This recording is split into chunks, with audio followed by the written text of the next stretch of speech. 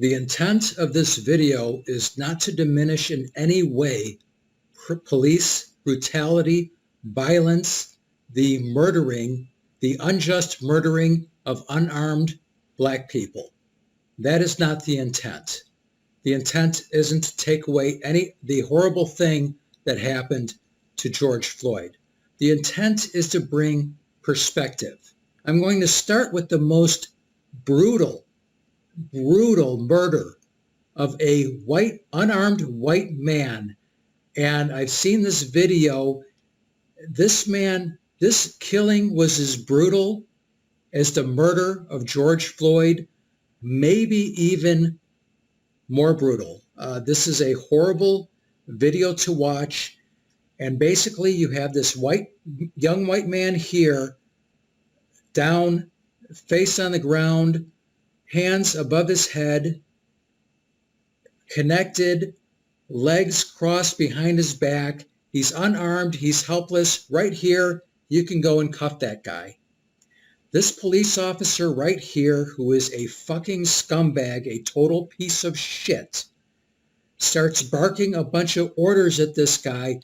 This guy is trying to do everything he can, but some of the stuff is hard to understand. He tells him to get on his knees. He gets on his knees, and then his legs uncrossed, and then this guy's yelling at him, getting further agitated to cross his legs, but you told him to get on his knees.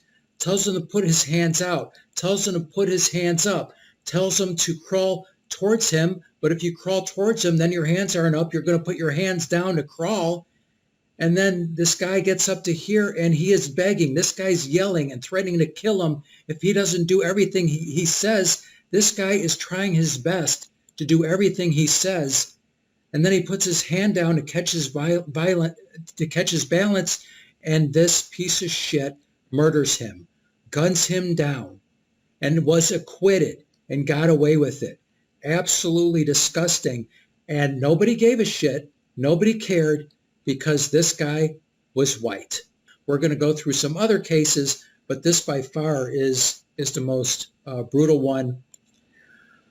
Zachary Hammond. So this young man, 19 years old, he's in a car with somebody that the police were after over some kind of marijuana sting. And so the police drove up behind his car, came out, police officers armed. Now, this guy should have just put his arms on the steering wheel, stayed still, followed the directions. He backs up his car and tries to take off. The police are telling him to stop, and they shoot him dead. They shoot him over marijuana. Now, obviously, they had his car, they had his license plate, they knew who he was, and so they could have followed him. They could have tracked him down later. They didn't have to kill him, but obviously he should have just put his hands on the steering wheel, did what the officer said. They murdered him. Now, if he was black, I guarantee you would be hearing people say, well, if he was white, he'd still be alive. You can't say that. You don't know. So he was murdered.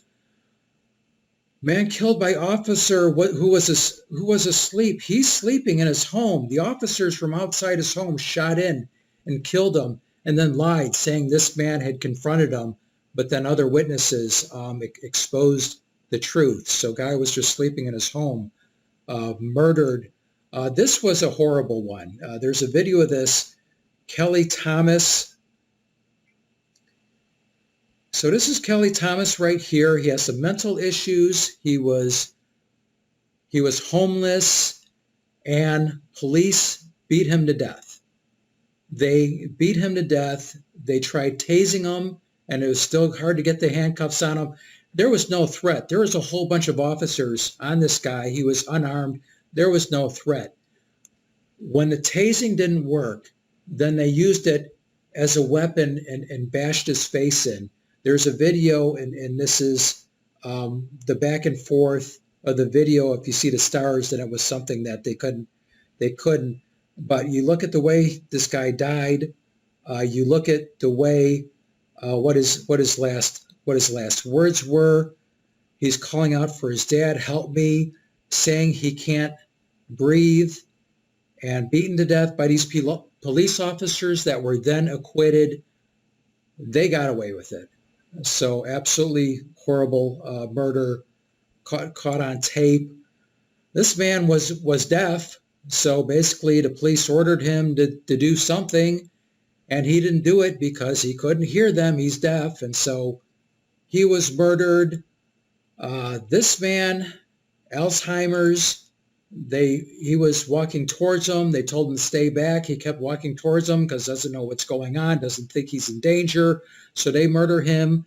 They didn't release his name. Now he may be Hispanic, but not black. And wanted to go through some overall statistics. These are statistics from 2013 to 2019. So 6 years, 13, 14, 15, 16, 17, 18, 19. Oh, maybe 7 years.